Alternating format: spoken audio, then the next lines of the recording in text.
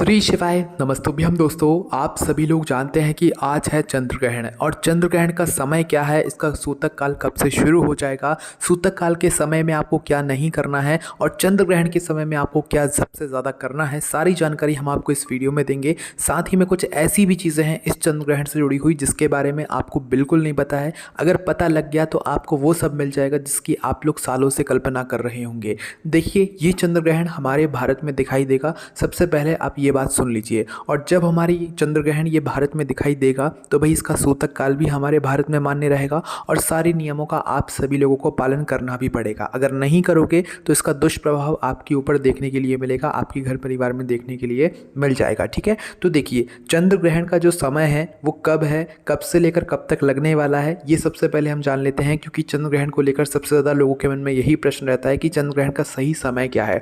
तो देखो, चंद्र ग्रहण का जो समय है वो है 7 सितंबर, यानी कि आज के दिन, रविवार का दिन है आज, और आज के दिन रात को 9:58 से हमारा चंद्र ग्रहण जो है वो शुरू हो जाएगा। ठीक है, और इसके बाद में इसकी जो समाप्ति होगी वो देर रात 1:26 पर होगी। ये चंद्र ग्रहण की पूर्ण जो अवधि रहेगी ये 3 घंटा 27 मिनट की रहेगी। मतलब कि इस बार का जो चंद्र ग्रहण लगने वाला है ये पूरे 3 घंटे 27 मिनट तक रहने वाला है।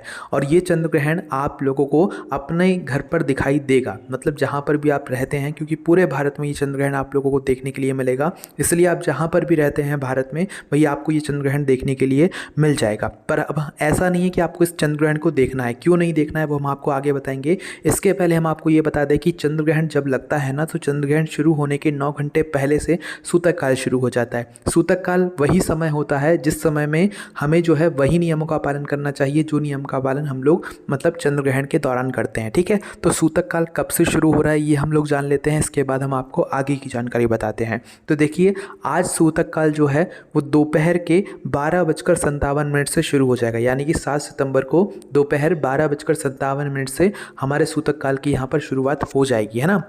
इसके बाद में सूतक काल तभी समाप्त होता है जब चंद्र ग्रहण समाप्त होता है ना।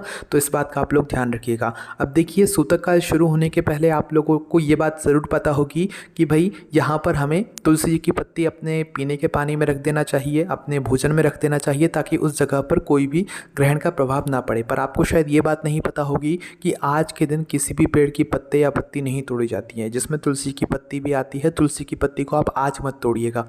अगर तोड़ना भी पड़े तो तोड़ना नहीं है आपको, तुलसी के पेड़ के नीचे जो पहले से टूटी हुई पत्ती गिरी हो उनको ले लीजिएगा। अगर आप तोड़ेंगे आज के दिन पत्तियां तो आपको पाप भी लगेगा, है ना। तो एक दिन पहले जिसने तोड़ कर रख ली है भाई वो तो अच्छी बात है, नहीं तोड़ी है तो तुलसी के पेड़ के नीचे जो टूटी हुई पत्तियां गिरी हुई होंगी आप उनको ले सकते हैं। अगर किसी के पास तुलसी की पत्ती ना हो तो वह काली तिल का भी इस्तेमाल कर सकता है, क्योंकि काली तिल भी ग्रहण के प्रभाव को मतलब कम कर देता है ना।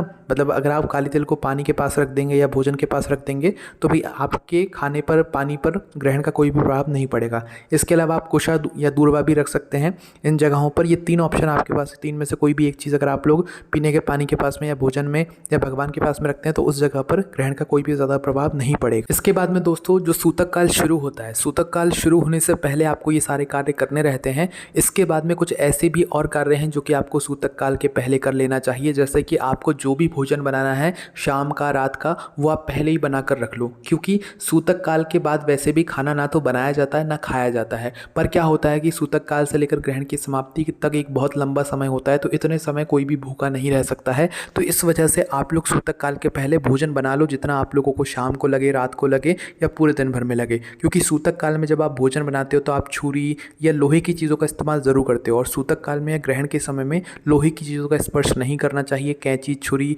आदि वगैरह का। ठीक है, तो इसलिए आप जो भी भोजन बनाना चाहें वो सूतक काल के पहले बना लें। और जब सूतक काल के पहले आपने जो भोजन बनाया है उसमें भी तुलसी पत्र या काली तिल या कुशा दूर्वा कुछ भी रख दें, ताकि उस पर सूतक काल का कोई प्रभाव ज़्यादा ना पड़े और आप उस भोजन को आराम से कर सकें। ठीक है, पर ग्रहण के दौरान ज़रूर आपको भोजन नहीं करना है, इस बात का ध्यान रखिएगा। भले सूतक काल के समय भोजन खाना है, पीना है, जो करना है वो कर लो, पर ग्रहण के दौरान आप ऐसा मत करना। ठीक है, क्योंकि दोस्तों ग्रहण के समय जो भोजन रखा रहता है उस भोजन को कोई भी मतलब नहीं खा सकता। अगर उस भोजन को कोई खाता है तो उसके ऊपर फिर गलत प्रभाव पड़ता है, उसके अंदर रोग और बीमारियां आना शुरू हो जाती हैं। तो इसलिए ग्रहण में रखे हुए भोजन को आप लोग बिल्कुल भी ग्रहण मत कीजिएगा। भले सूतक काल के पहले बनाकर रख लो, उसको आप लोग शाम तक रात तक खा लो। ग्रहण शुरू होने के पहले तक जो भोजन आपने बनाया है वह खा लो। पर सूतक काल में भी भोजन बनाने की मनाही की जाती है, क्योंकि इसमें कैंची छुरी वगैरह का इस्तेमाल आप लोग करते ही करते हो, लोहे की चीज़ों का इस्तेमाल करते ही करते हो भोजन बनाने में, ठीक है। तो इसलिए आप लोग कोशिश कीजिएगा इन सारी चीज़ों के नियम का पालन करने का, ठीक है। इसके बाद में अब हम आपको बता दें कि जैसे ही ग्रहण की शुरुआत होती है और जब तक ग्रहण समाप्त नहीं हो जाता,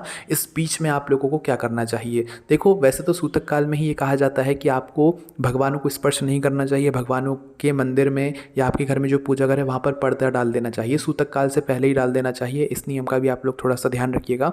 और आप लोगों को ध्यान रखना है कि सूतक काल में या तो ग्रहण के समय में आपको ना तो भगवानों को स्पर्श करना है, ना भगवानों के मंदिर जाना है। आपने देखा भी होगा हर जगह के मंदिर के कपाट बंद हो जाते हैं, वो इसी कारण से हो जाते हैं क्योंकि सूतक काल में भी हमें वही नियमों का पालन करना रहता है जो नियमों का पालन हमें ग्रहण के दौरान करना रहता है, ठीक है। तो आप लोगों को ग्रहण के दौरान सबसे बड़ी चीज़ हम आपको बता देते हैं आज, जिसके बारे में आपको शायद नहीं पता होगा।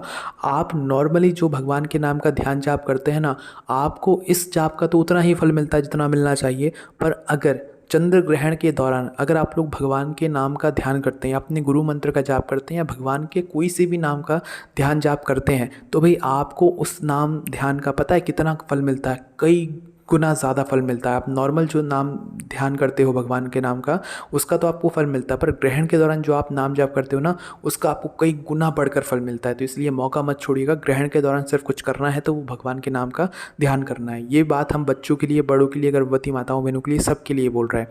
और गर्भवती माताएं थोड़ा विशेष रूप से ध्यान दें सूतक काल के समय और ग्रहण के समय कि उनको अपने घर से बाहर नहीं निकलना चाहिए अगर ज़रूरी ना हो। सूतक काल के समय आप कोई भी मतलब ऐसा मत सोचिएगा कि फ्री बैठे हैं तो हम लोग यहाँ पर सिलाई करने बैठ जाए। सिलाई मत कीजिएगा, क्योंकि सिलाई में भी यहाँ पर जो है सुई रहती है ना, वो भी लोहे की एक तरीके से रहती है। तो इस वजह से आप लोग सूतक काल में सिलाई वगैरह मत कीजिएगा और ग्रहण के समय तो करना ही नहीं है। गर्भवती माताएं बहनें सूतक काल के समय और ग्रहण के समय घर से बाहर भूल कर भी मत निकलिएगा। सूतक काल में निकल भी जाएँ तो ग्रहण के समय आप भूल से भी मत निकलिएगा। ग्रहण की रोशनी आपके ऊपर बिल्कुल भी नहीं पड़नी चाहिए, गर्भवती माताओं की बहनों के ऊपर, वरना इससे आपके ऊपर बहुत ही बुरा प्रभाव पड़ेगा, ठीक है। इसके अलावा दोस्तों सूतक काल के समय और ग्रहण के समय ना तो आपको नाखून काटना चाहिए, ना आपको बाल कटवाना चाहिए। अगर आप ऐसा करेंगे तो इससे आपके ऊपर ग्रहण का प्रभाव ज़रूर पड़ेगा, ठीक है।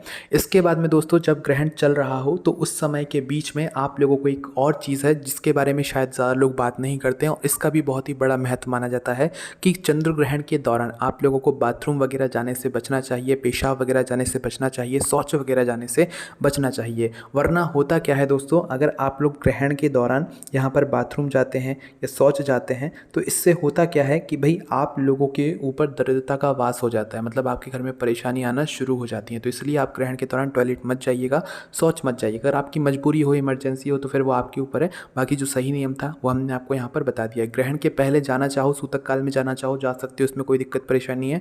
पर ग्रहण जब शुरू हो जाए ना तो उसके बाद से आप लोग टॉयलेट बाथरूम वगैरह मत जाना। बच्चे, गर्भवती माताएं बहनें या बुजुर्गजन पर ये नियम लागू नहीं होता है, ठीक है। ये बात हमने आपको स्पष्ट रूप से बता दी है। तो भाई ग्रहण के दौरान आप लोग टॉयलेट बाथरूम वगैरह का इस्तेमाल ज़्यादा मत करना, पहले ही अपनी अवस्था के हिसाब से पहले ही इस्तेमाल कर लेना है ना। तो इस बात का आप लोगों को ध्यान रखना है।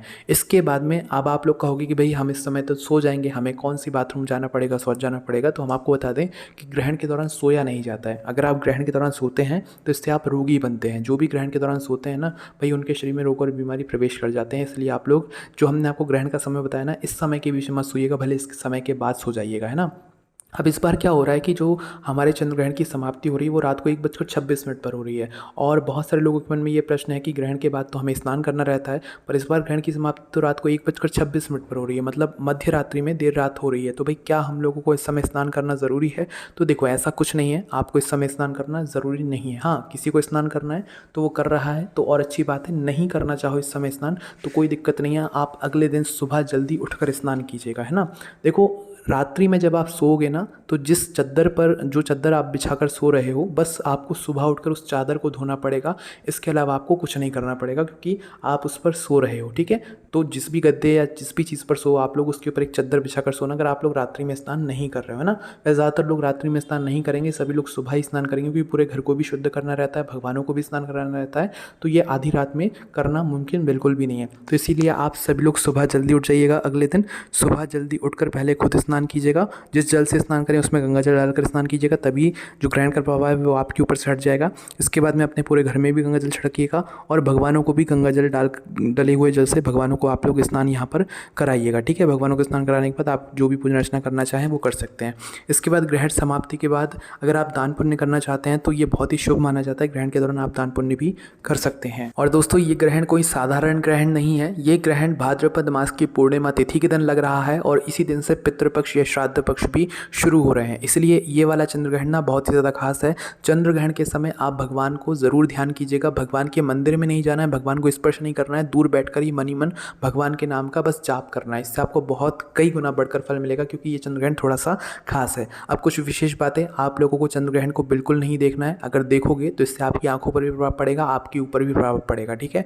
भले चश्मा लगाकर भी नहीं देखना है, किसी लेंस से भी नहीं देखना है, किसी से नहीं देखना है। चंद्र ग्रहण को देखने से आपको बिल्कुल बचना चाहिए। गर्भवती माताओं बहनों को तो भूल से भी नहीं देखना चाहिए और उनकी मतलब ग्रहण की रोशनी में जाने से ही सबसे पहली चीज़ यहाँ पर बचना चाहिए, है ना। तो ग्रहण की रोशनी में आप लोगों को नहीं जाना है, किसी को भी नहीं जाना है। अगर आप जाते हैं तो इससे आपके ऊपर गलत प्रभाव पड़ेगा। वैसे भी ये रात का समय रहेगा तो आप लोगों को बाहर जाने की इसमें बिल्कुल भी ज़रूरत नहीं पड़ने वाली है, ठीक है। तो ग्रहण के दौरान आप लोगों को ये चीज़ों का ध्यान रखना है। और इस बार का जो ग्रहण आप लोग देखोगे ना, ये बिल्कुल लाल रंग का होगा। हमने आपको मात्र बता दिया है, बाद में भले आप टीवी वगैरह पर देख लेना, पर ग्रहण के दौरान बाहर निकलकर आप चंद्रदेव को मत देखना, ग्रहण को मत देखना, वरना इससे आपके ऊपर बुरा प्रभाव पड़ने वाला है, ये बात पक्की है, ठीक है। तो ये सावधानी आपको अपने घर के बच्चों को, बुजुर्गजनों को और यहाँ पर जो भी गर्भवती माताएं बहनें हैं उनको और आप सभी लोगों को इन बातों का यहाँ पर ध्यान रखना है। इसके अलावा दोस्तों इस ग्रहण से जुड़ा हुआ या सूतक काल से जुड़ा हुआ जो भी आपका प्रश्न है वो आप हमसे कमेंट करके पूछ सकते हैं। बाकी हमने आपको सारी जानकारी दे दी है। आखिरी में एक चीज़ और बताएंगे कि आपको ग्रहण के दिन बाल नहीं धोना चाहिए। माताएं बहनें जो हैं उन लोगों को ग्रहण के दौरान बाल